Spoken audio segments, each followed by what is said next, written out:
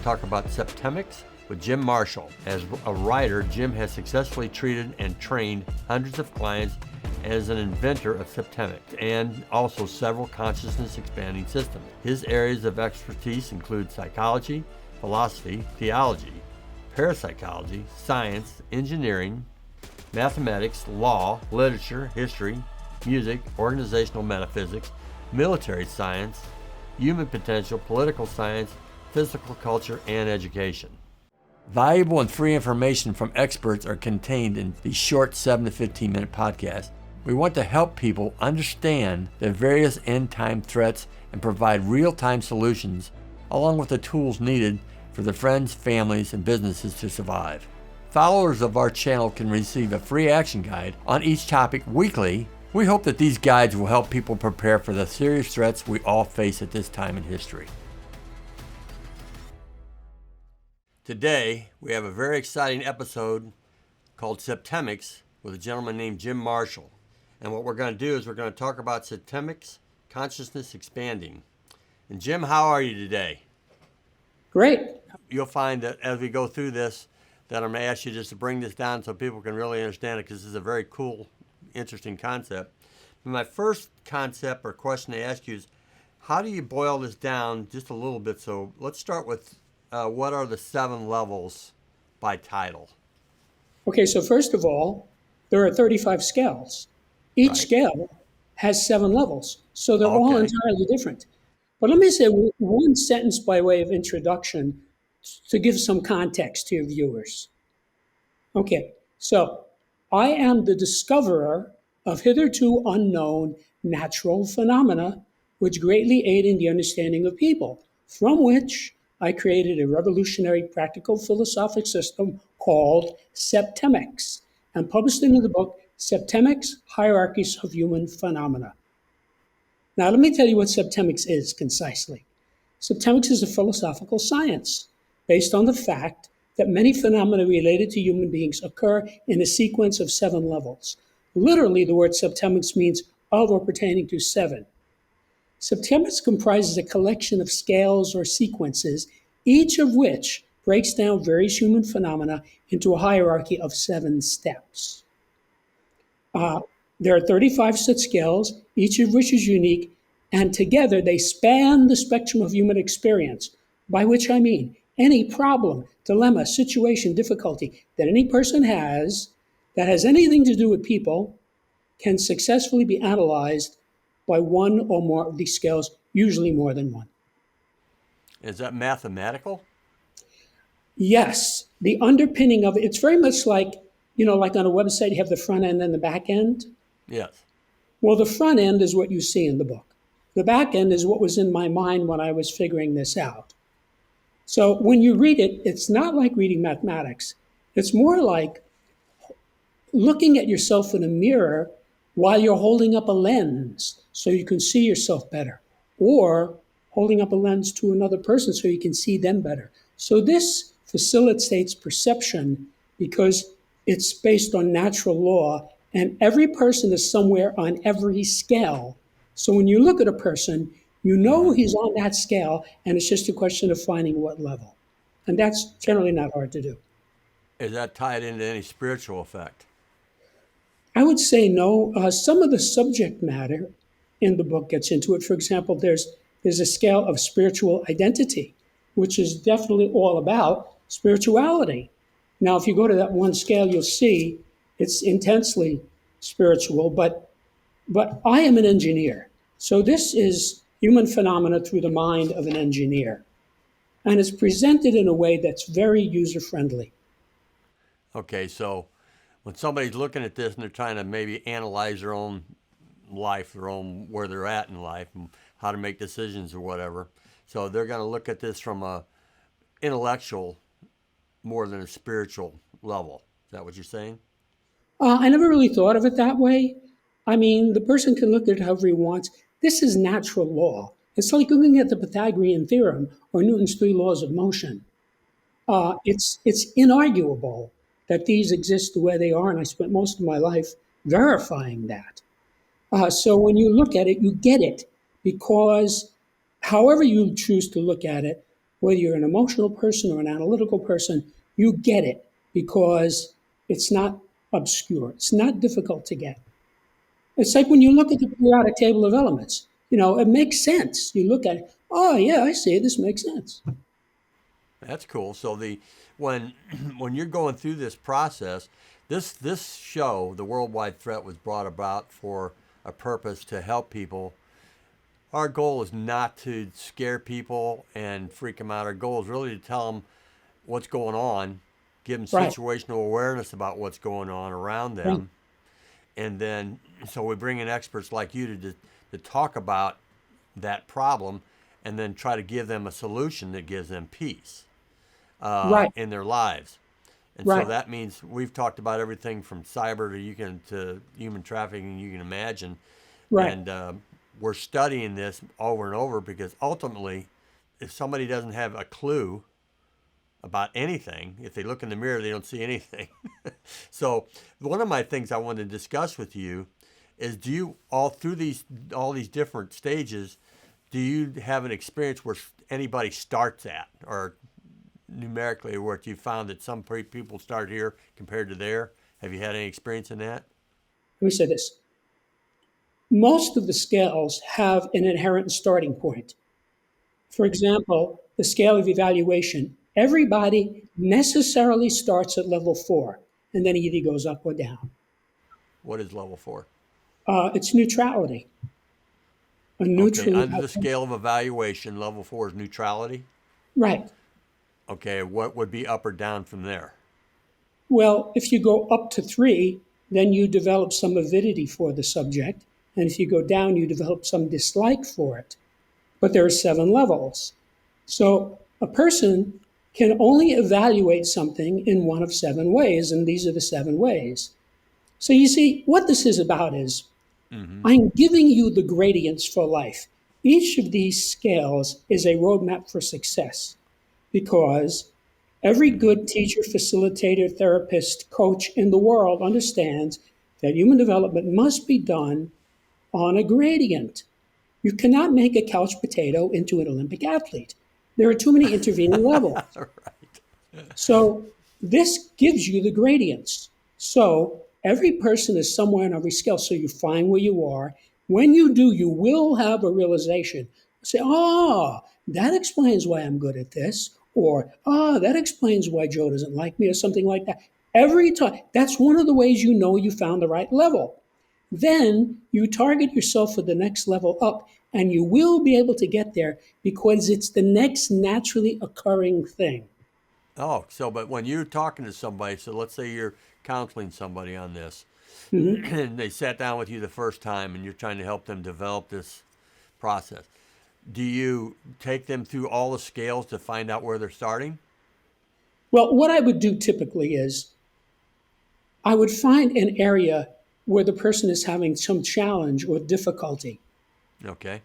So let's say you have a guy, he's got 180 IQ, he's got a doctorate from MIT, Mm-hmm. and he makes $3 million a year, right? Okay. But he can't get anywhere with women, right?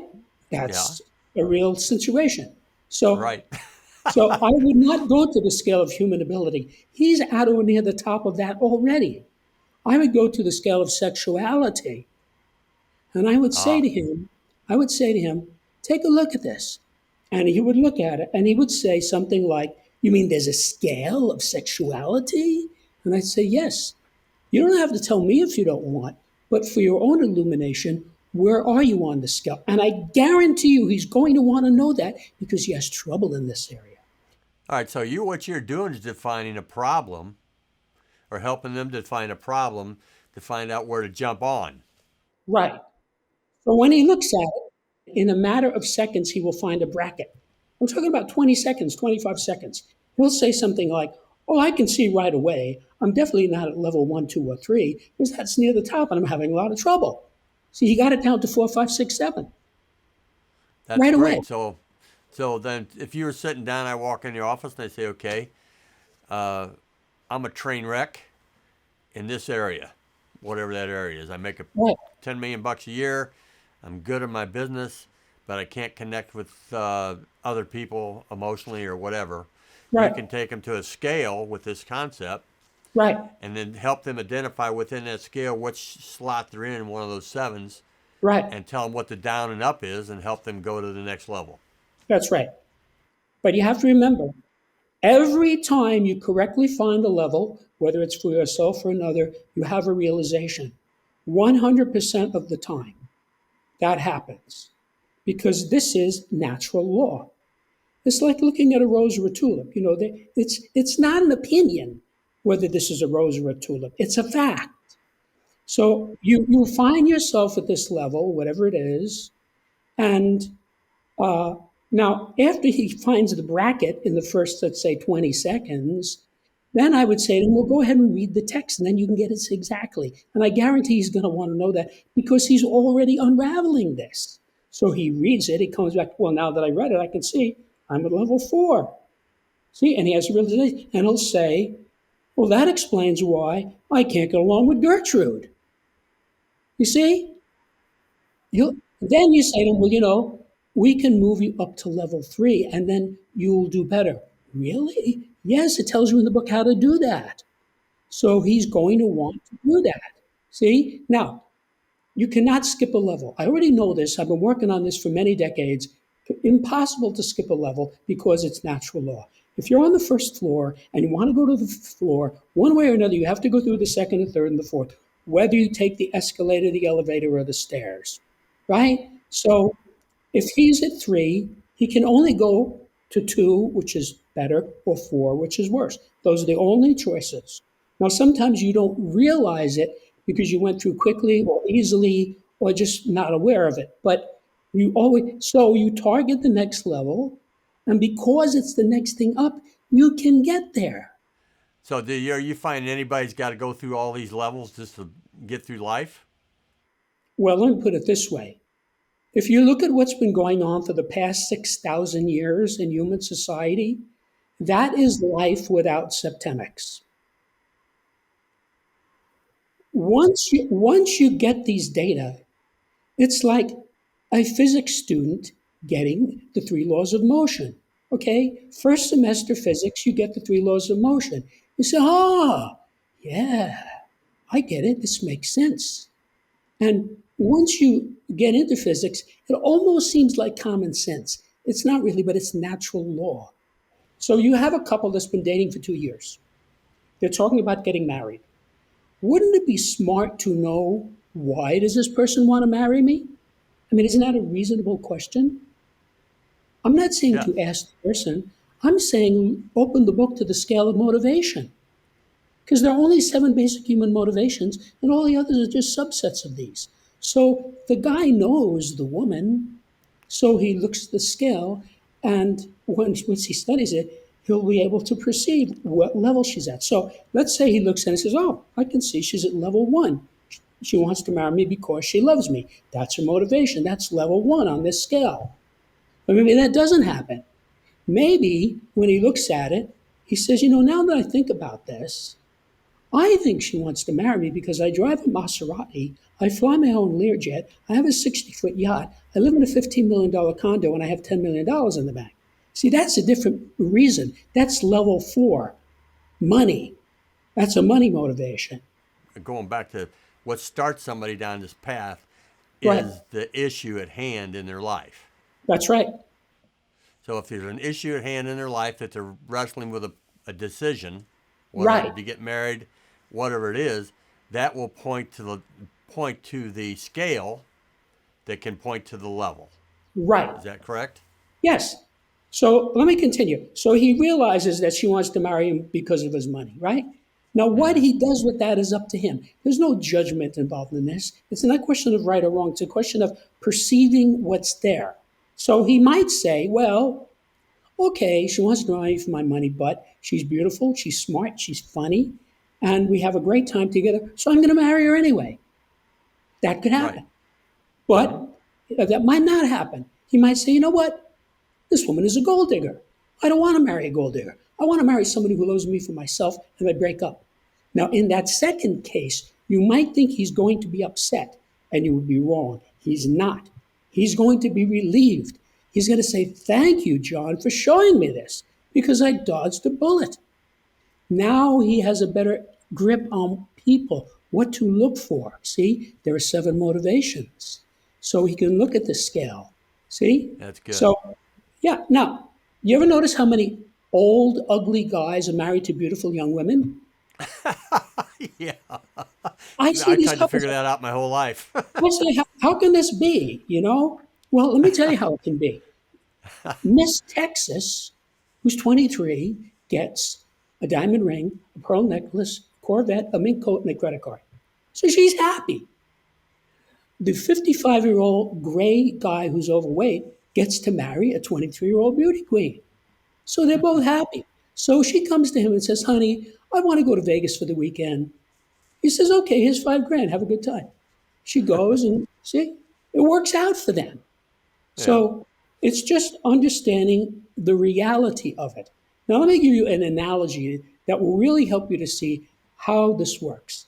Let's say Hmm. you invited me into your garden to look at it, right? Because I like gardens. So you say, All "Jim, right. come over and look at my garden," right? So I go into John's garden and I say, "Oh, John has nasturtiums, chrysanthemums, hydrangeas, irises, tulips, roses, etc., etc." Now, the reason I can analyze it that way is I know a lot about flowers because I've been involved with them my whole life. Yeah. But if you bring a 5-year-old kid into that garden, he's going to see and smell exactly what I see and smell. But all he can say is, "These are pretty and they smell nice." Yeah. That's all he knows. Now, most adults are like that little kid as regards people. They don't know what they're looking at. That is why more than 50% of the adults in the United States are not married. And why Huh. of the people who do get married, more than 50% of them get divorced. Right. Clearly, those people were not seeing what's there, or they wouldn't be in that situation. Oh, that's almost a marriage counseling deal. But it's not just marriage; it's business, it's finances, it's spirituality. It affects your whole life. So let's say you're considering opening a credit card and you're talking to a banker and you're concerned that they're trying to set you up. All Hmm. right. That's the Right, threat. right. Cyber threat, financial threat, whatever. So from an emotional standpoint, they go, okay, I go to my banker. He wants to offer me this card. He says it's a 2% interest rate, but somewhere in the back of your mind, you go, I think they're lying. It's going to be 34%. So that's a human issue, That's right. right? So how do they take this system and use that right then? Right. If you can spot the guy at a specific level on a specific scale, you know what he's about, and you can predict what he's going to do. So, for Okay. example, there's a scale of basic purposes, okay? All right. Level 6 on that scale is what I call the criminal. The criminal's basic purpose is pleasure. That's what he wants. That's what motivates him to commit his crimes. He wants drugs and alcohol and sex and limousines, right? And Mm-hmm. he doesn't particularly want to kill you, but he will if you get in his way, okay? So if you spot him at that level, that tells you, "Oh, I'm dealing with a criminal." So I can meet a person and say, this person is high on this scale, high on this scale, high on this scale, high on this scale. This is somebody I want in my life. This person is going to be an asset to me. And it always turns out that way. That's really cool. But one final thing I'd like to just ask is tell my audience how to really start and engage and get peace over starting down this road with Septemics. The first thing they should do is go to my website, which is septemics.com, where you can read what many readers have said about it, what many journalists have written about it, what the reviews are. You could read sections of the book itself, and there's even a pre recorded 15-minute introduction to Septemics for a new person. After you go through all of that, you're probably going to want to buy the book because it relates to everybody. All right, good. Then what we're going to do in the action guide, we're going to point them to that. And as I know you're a very busy guy, I want to look at those scales and then get back to you and talk about a jump off point maybe for there because just the practicality of it is this. like you just said, if you met this nice lady, she looks good, everything works right, then you think, well, do I want to develop a relationship? And then you find out that this is going to turn into a train wreck. Well, how many young people right now thinking about getting married could have that problem, right? That's right.